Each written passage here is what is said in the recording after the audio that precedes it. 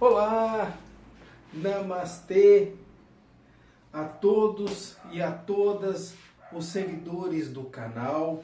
Eu sou o Orc e vim hoje falar com vocês algo muito importante. Hoje eu estou usando o meu cajado elemental, um cajado do elemento terra.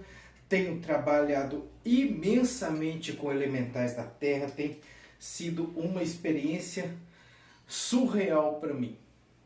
Então hoje eu vou ficar com o meu cajado, que eu mesmo construí, a mesma base das varinhas que a gente faz. Muito, muito legal. Hoje eu vim falar para vocês sobre servidores complexos. O que é isso? Primeiramente a gente precisa conceituar. Servidores astrais são entidades não naturais, tá?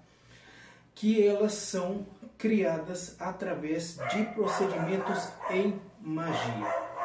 Temos várias linhas de magia que mexem com servidores, mas poucas linhas que são capazes de criar servidores astrais de forma efetiva. Existe uma das mais famosas, que é na magia do caos. Os servidores astrais têm os métodos de criar pela magia do caos, mas eu não gosto muito. Já criei vários, eu usava, mas depois que a gente descobre outros métodos, a gente acaba comparando, né? O método da magia do caos é muito empírico. Para mim, parecia que eu estava criando um personagem para jogo de RPG, sabe?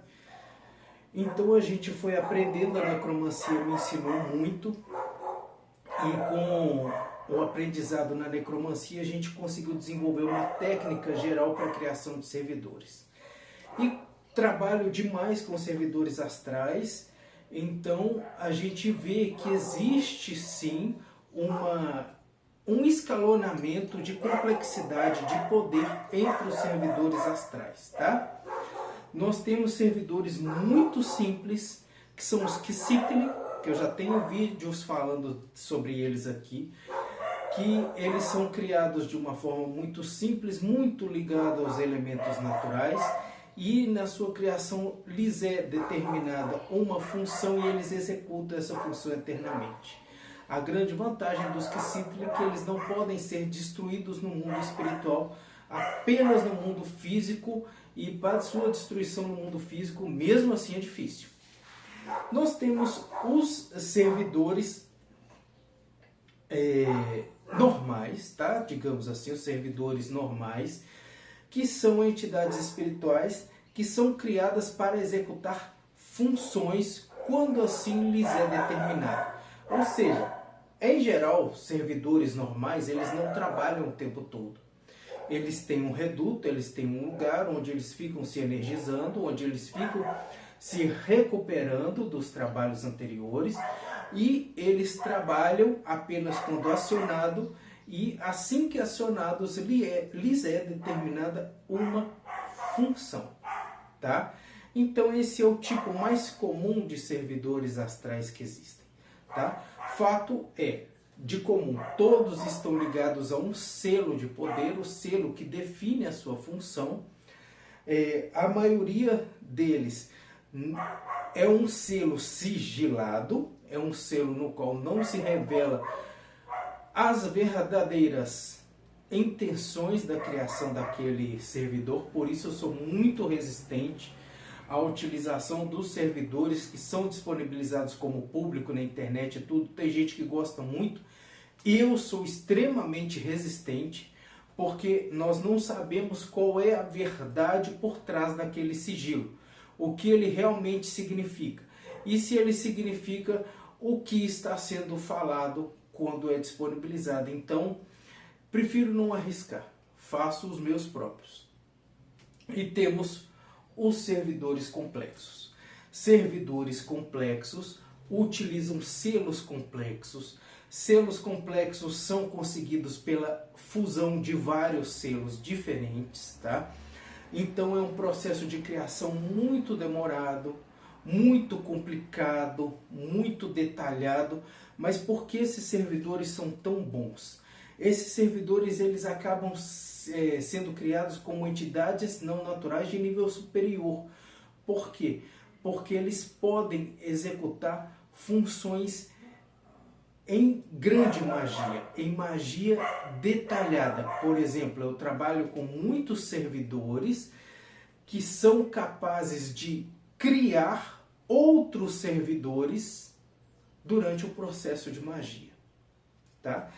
Esses servidores, eles têm a sua função em si, eles têm os seus próprios poderes, as suas próprias capacidades, mas eles podem criar outros servidores para atuar naquele local, para atuar naquele objetivo. Eles podem criar suas ferramentas de trabalho, eles podem criar seus caminhos em magia. Ou seja, eles realmente são dotados de grande capacidade, tá? E esses servidores complexos, eles são extremamente úteis.